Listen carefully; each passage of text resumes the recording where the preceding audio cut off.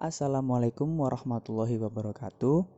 Saya di sini dari kelompok 6 akan menjelaskan tentang penganggaran modal dan analisis risiko.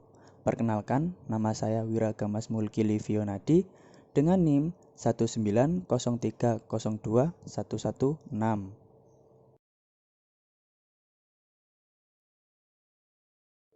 Pada kali ini, saya akan menjelaskan tentang penganggaran modal atau yang disebut capital budgeting, yaitu meliputi pengertian penganggaran modal, tahap-tahap penganggaran modal, manfaat penganggaran modal, dan yang terakhir pendekatan terhadap keputusan capital budgeting atau yang disebut penganggaran modal.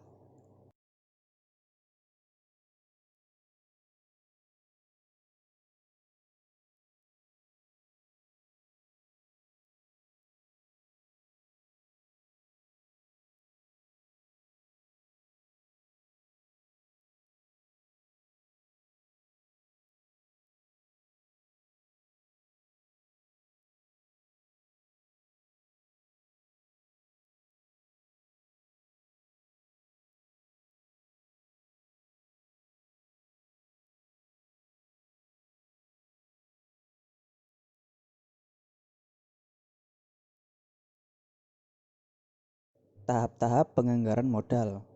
Pertama, biaya proyek harus ditentukan. Kedua, manajemen harus memperkirakan aliran kas yang diharapkan dari proyek, termasuk nilai akhir aktiva. Ketiga, risiko dari aliran kas proyek harus diestimasi, memakai distribusi probabilitas aliran kas.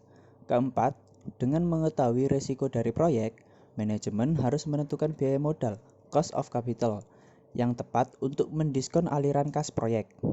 Kelima, dengan menggunakan nilai waktu uang, aliran kas masuk yang diharapkan digunakan untuk memperkirakan nilai aktiva. Terakhir, nilai sekarang dari aliran kas yang diharapkan dibanding dengan biayanya. Pada slide ini adalah beberapa manfaat penganggaran modal yang dapat diketahui. Di antaranya, pertama, agar tidak terjadi over investment atau under investment. Kedua, dapat lebih terperinci dan teliti karena dana semakin banyak dan dalam jumlah yang sangat besar.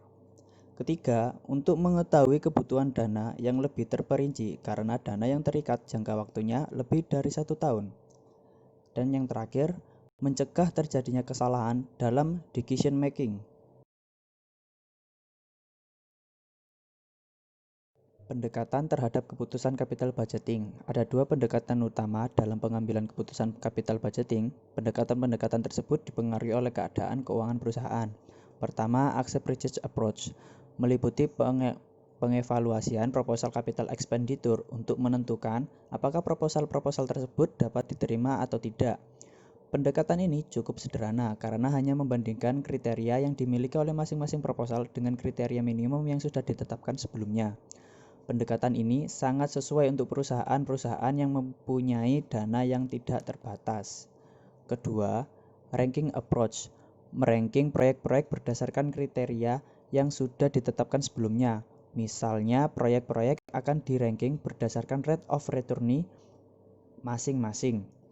Proyek dengan return of return tertinggi akan diranking nomor 1 dan yang rate of return-nya terendah akan ditetapkan diurutkan terakhir.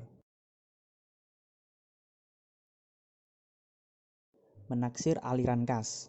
Di dalam melakukan analisa capital budgeting, diperlukan estimasi arus kas. Dimulai dari investasi awal proyek itu berjalan, pada tahap awal kas perusahaan masih negatif karena perusahaan hanya mengeluarkan dana untuk pelaksanaan proyek tersebut. Setelah proyek tersebut selesai dan arus kas akan menjadi positif. Akibatnya, adanya penghasilan yang dihasilkan dari investasi tersebut. 4 hal yang harus diperhatikan dalam menentukan arus kas tambahan. 1. Sunk cost pengeluaran yang terjadi di masa lalu yang tidak terpengaruh oleh keputusan menerima atau menolak suatu proyek. Kedua, opportunity cost, biaya yang timbul karena perusahaan kehilangan kesempatan menerima atau pendapatan karena aset perusahaan digunakan pada proyek yang lain. Ketiga, side effect, dapat diklasifikasikan sebagai erosion atau sinergi. Erosion terjadi ketika produk baru menurunkan cash flow, sedangkan sinergi terjadi sebaliknya. Keempat, allocated cost dilihat sebagai pengeluaran kas jika terjadi kenaikan kos pada proyek.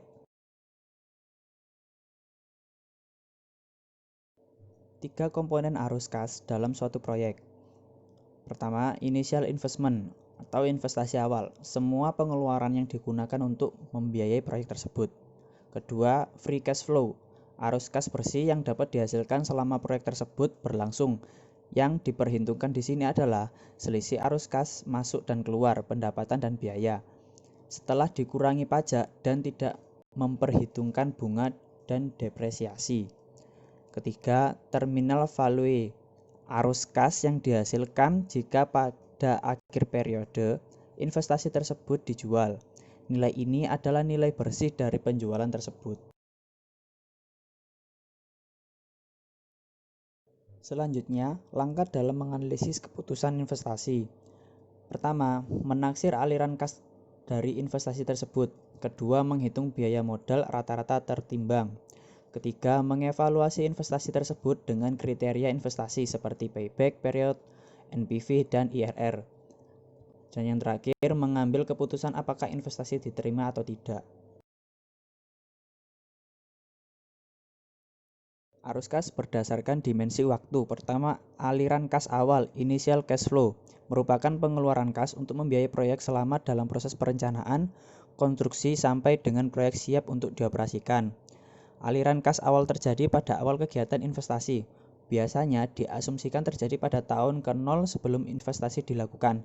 Aliran kas tersebut biasanya merupakan aliran kas keluar, cash out atau low. Biasanya kas keluar tersebut dipakai untuk investasi pada aktiva tetap, pabrik dan aktiva tetap lainnya, dan investasi pada modal kerja. Tanpa modal kerja, kegiatan investasi tidak akan jalan.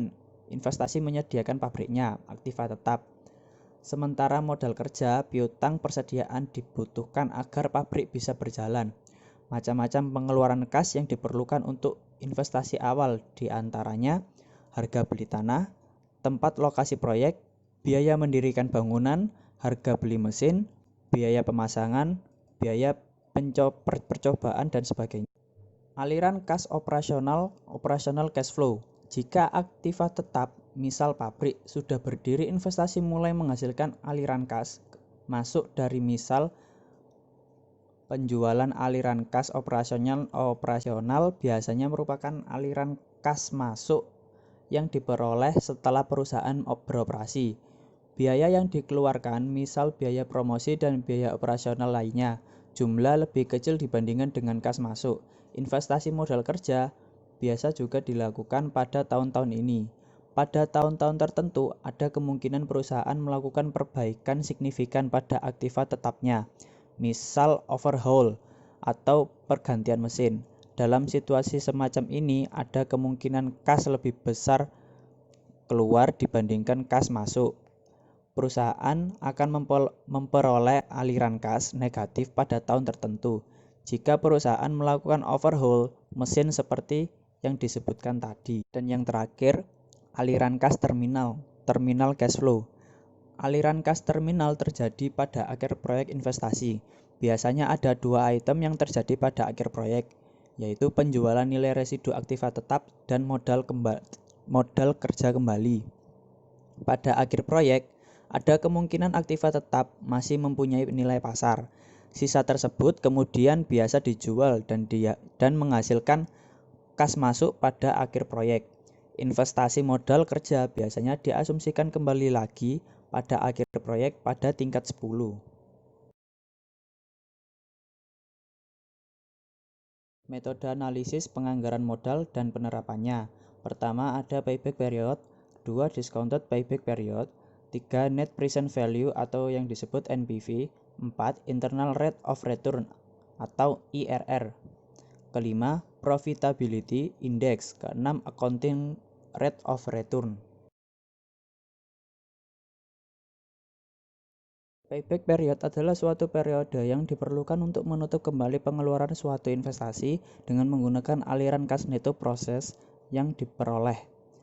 Payback period ingin melihat seberapa lama investasi bisa kembali. Semakin pendek jangka waktu kembalinya investasi, semakin baik suatu investasi. Kebaikan pada payback period adalah sangat mudah diterapkan, dan kelemahan tidak dapat memperhitungkan nilai waktu uang dan tidak memperhitungkan aliran kas sesudah periode payback. Rumusnya, payback periode sama dengan jumlah investasi kali 1 tahun dibagi proses. Jika payback periode lebih besar, umur ekonomis investasi ditolak. Jika payback periode lebih kecil dari umur ekonomis, investasi diterima. Discounted payback period. Metode ini berusaha menghilangkan kelemahan payback period yang tidak memperhitungkan nilai waktu uang. Dengan metode ini, aliran kas di present value-kan sebelum dihitung payback periodnya. Metode discounted payback period tidak bisa menghilang kelemahan yang kedua, yaitu tidak memperhitungkan aliran kas di luar payback period. Net present value (NPV) adalah present value aliran kas masuk dikurangi dengan present value aliran kas keluar. Metode penilaian investasi yang digunakan discounted cash flow mempertimbangkan nilai waktu uang pada aliran kas yang terjadi sekarang dengan arus kas keluar akan diterima pada masa yang akan datang.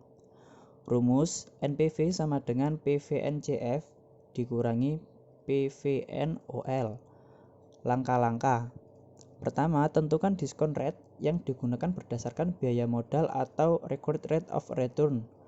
B. Menghitungkan present value dari net cash flow. C. Menghitung present value dari net outlay. D. Menghitung present value dengan mengurangi PVNCF dengan PVNOL. Kriteria: jika NPV bertambah, investasi diterima. Jika NPV kurang, investasi ditolak. Kebaikan dari NPV ini yaitu memperhitungkan time value of money dan memperhitungkan seluruh cash flow selama usia investasi. Untuk kelemahannya, dalam membandingkan dua investasi yang sama, modalnya nilai tunai neto tidak dapat digunakan sebagai pedoman. Internal rate of return (IRR) adalah tingkat diskon to discount rate yang menyamakan present value aliran kas masuk dengan present value aliran kas keluar. IRR sama dengan I2 plus NPV2 dikali I2 min I1. NPV1 min NPV2 di mana I1 sama dengan tingkat bunga 1, tingkat diskon rate yang menghasilkan NPV1, I2 sama dengan tingkat bunga 2, tingkat diskon rate yang menghasilkan NPV2.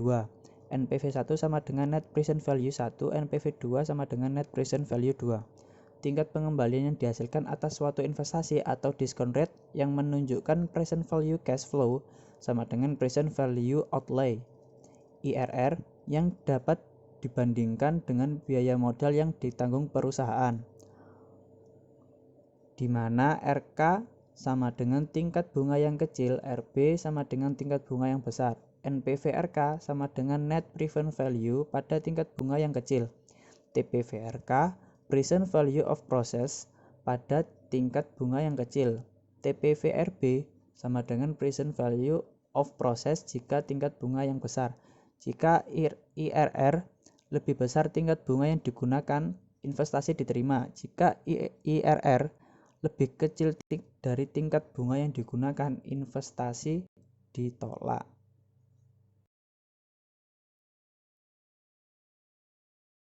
Profitability Index (PI) adalah metode penghitungan kelayakan proyek dengan membandingkan antara jumlah present value nilai arus kas dengan nilai investasi dari proyek. Rumus Profitability Index sama dengan PV Proceed dibagi PV Outlay. Profitability Index sama dengan jika PI lebih besar dari 1, investasi atau proyek diterima. Jika PI sama dengan 1, investasi atau proyek tidak masalah, apakah proyek diterima atau tidak. Jika PI kurang dari 1, investasi atau proyek ditolak. Contoh soal, nilai kas masuk pada proyek X 14.739, sedangkan nilai kas keluarnya adalah 10.000. maka PI untuk proyek X adalah 14.739 dibagi 10.000 sama dengan 1,4739, maka proyek diterima. Accounting Rate of Return.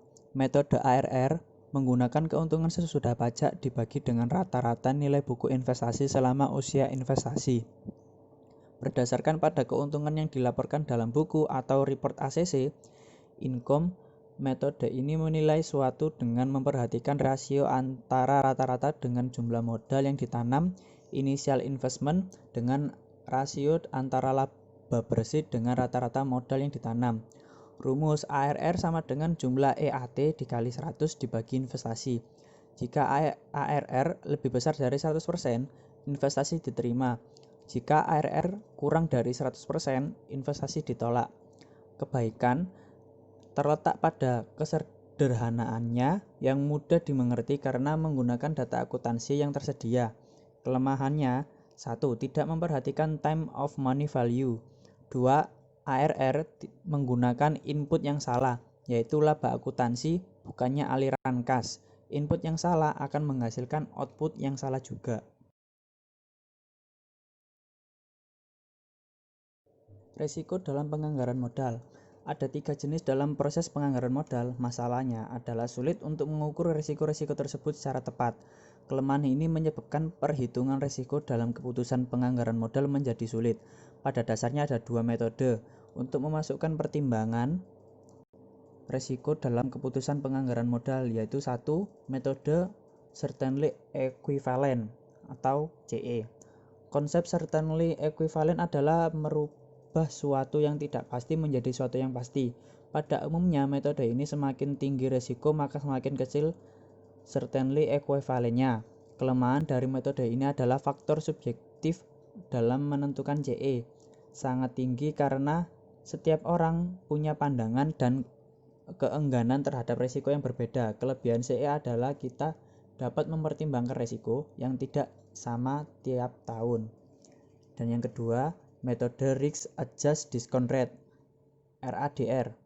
Metode RADR memasukkan unsur risiko ke dalam discount rate. Menurut metode ini, untuk menghitung NPV suatu proyek, kita tetap menggunakan arus kas yang diharapkan.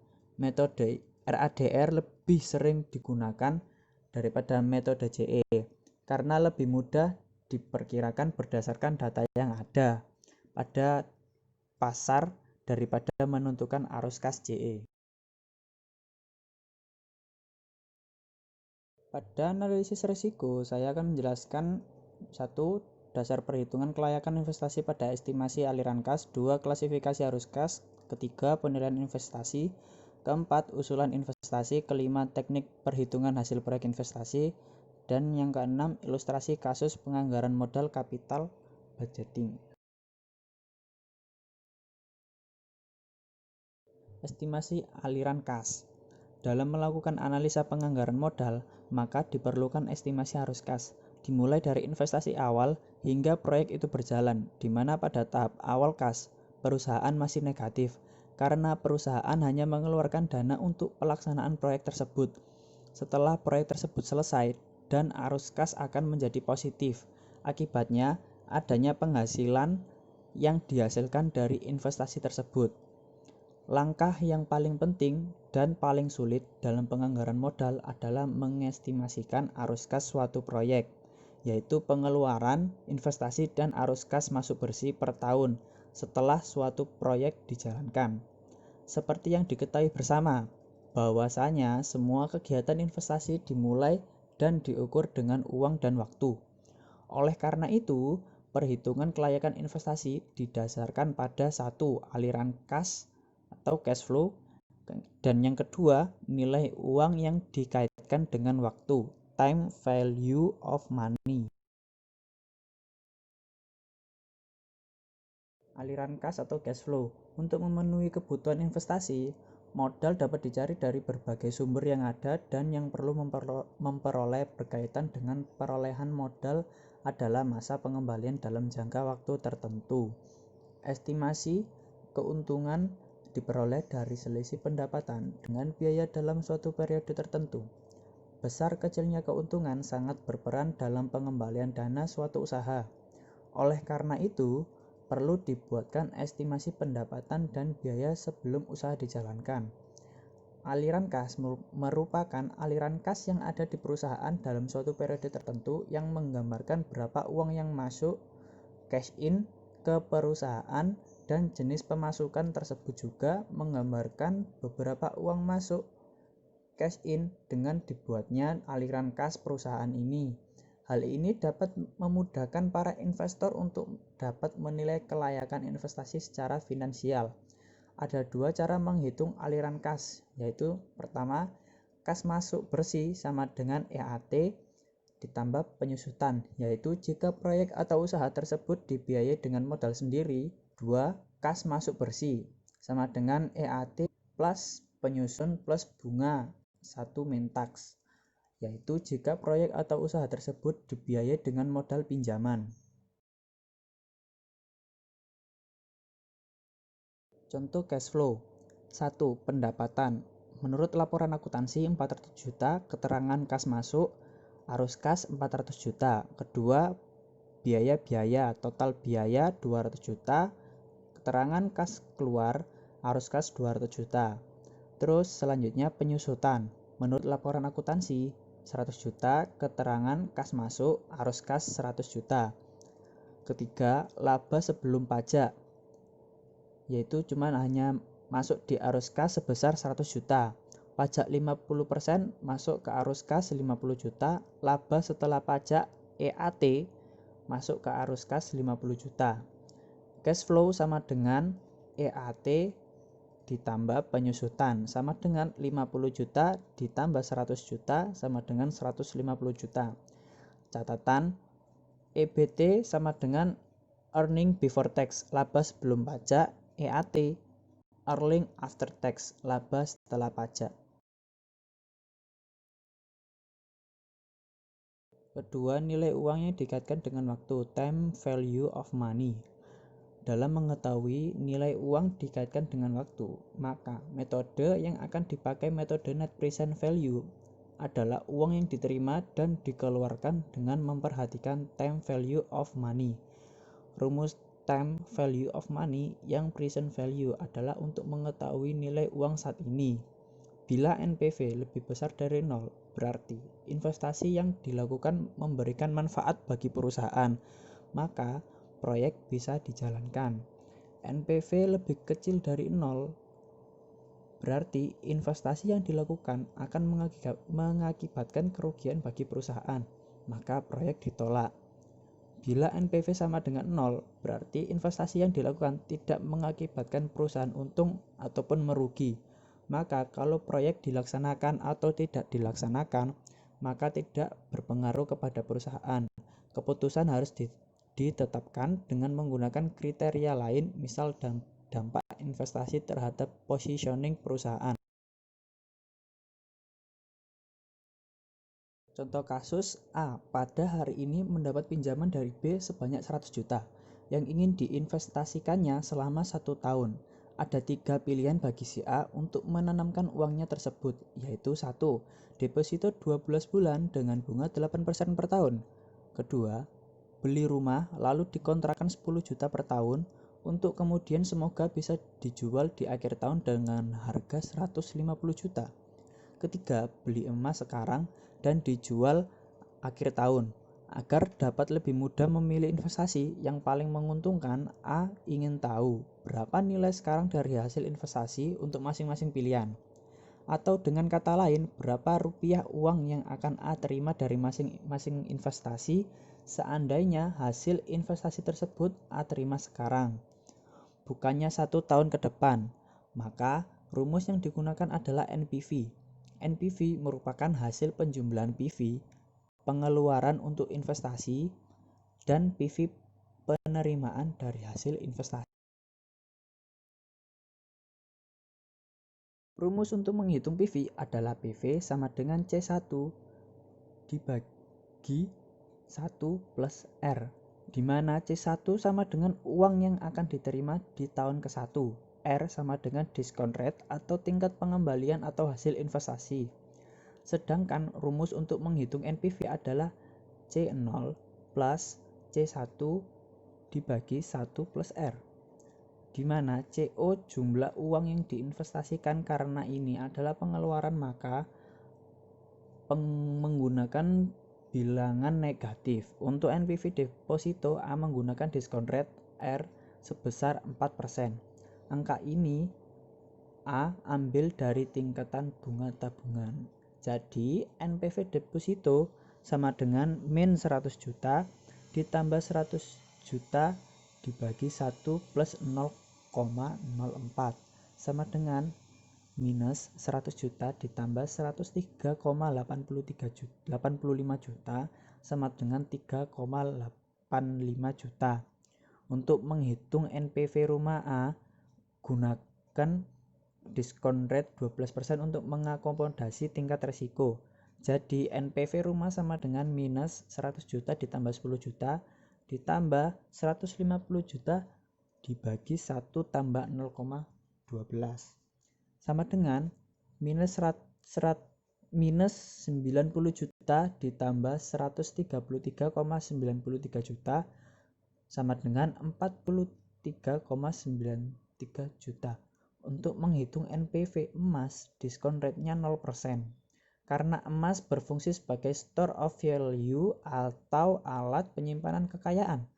Emas tidak memberikan hasil, jadi NPV emas sama dengan minus 100 juta ditambah 100 juta dibagi 1 tambah 0,00 sama dengan 0. Klasifikasi arus kas. Dalam menyajikan laporan arus kas dapat diklasifikasikan menjadi dua metode, yaitu metode langsung dan tidak langsung. Perbedaan keduanya ada pada penyajian arus kas berasal dari kegiatan operasi. Dengan metode langsung, arus kas dari kegiatan operasional dirinci menjadi arus kas masuk dan arus kas keluar. Arus kas masuk dan keluar dirinci lebih lanjut dalam beberapa jenis penerimaan atau pengeluaran kas. Yang kedua, metode tidak langsung. Pada metode tidak langsung, arus kas dari operasional ditentukan dengan cara mengoreksi laba bersih yang dilaporkan di laporan laba rugi dengan beberapa hal, seperti biaya penyusutan, kenaikan harga Lancer dan hutang Lancer, serta laba rugi karena pelepasan investasi. Pada penilaian investasi ada beberapa metode yang dapat digunakan, di antaranya yaitu 1. Average Rate of Return atau ARR, menghitung rata-rata laba bersih earning after tax dari suatu proyek dibagi nilai tunai investasi. Yang kedua, payback period. PP merupakan suatu periode yang diperlukan untuk dapat menutup kembali pengeluaran investasi dengan menggunakan aliran kas neto, net cash flow, atau total arus kas bersih dalam periode tertentu sama dengan pengeluaran investasi di awal proyek. Ketiga, net present value. Pertama-tama yang dihitung adalah nilai sekarang, present value, dan keseluruhan proceeds yang diharapkan atas diskon rate tertentu. Keempat, profitability index PI. Model ini adalah menghitung nilai tunai arus kas masuk bersih dibagi nilai tunai investasi.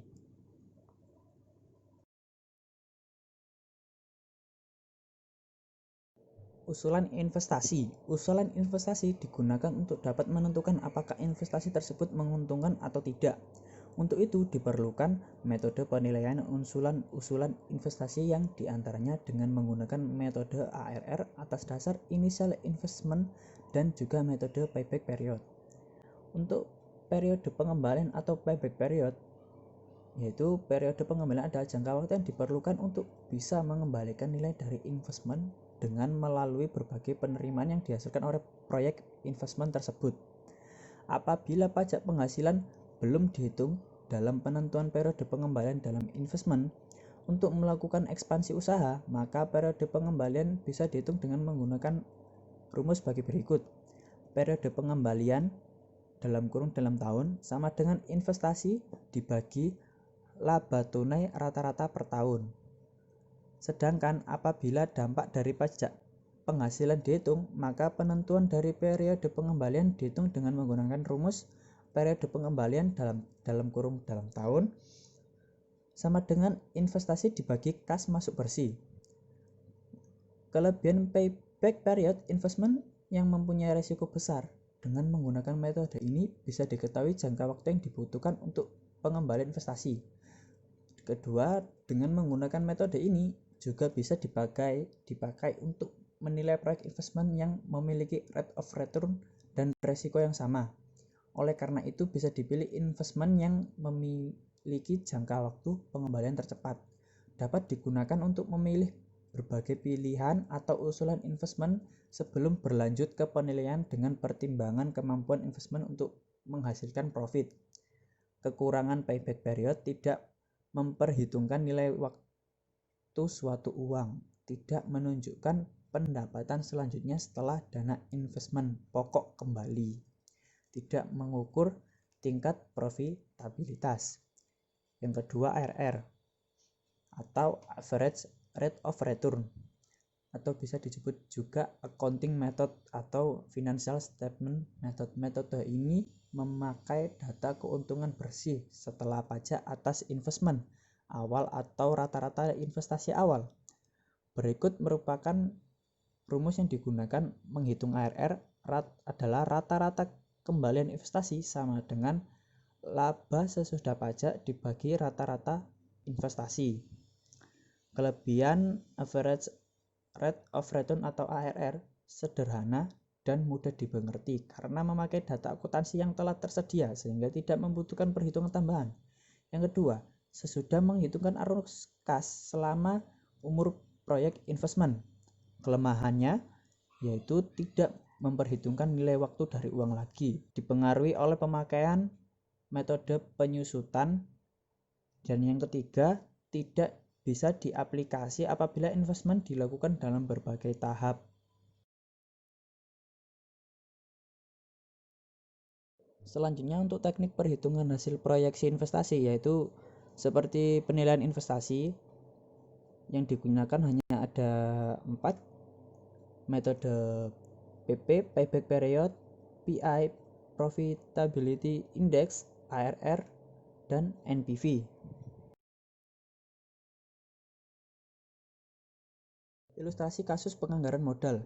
Penganggaran modal digunakan untuk melukis tindakan perencanaan dan pembelanjaan pengeluaran modal seperti untuk pembelian equipment baru, untuk memperkenalkan produk baru, dan untuk memodernisasi fasilitas pabrik. Penganggaran modal dengan menggunakan suatu konsep investasi dan dikatakan sebagai suatu konsep investasi karena penganggaran modal melibatkan suatu pengikatan penanaman dana di masa sekarang dengan harapan memperoleh keuntungan yang dikehendaki di masa datang. Investasi membutuhkan dana yang relatif besar dan keterikatan dana tersebut dalam jangka waktu yang relatif panjang serta mengandung resiko.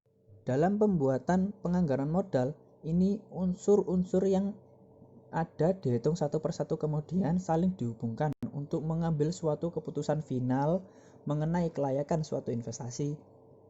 Capital budgeting banyak digunakan dalam perencanaan bisnis untuk menghitung kelayakan suatu investasi usaha tertentu.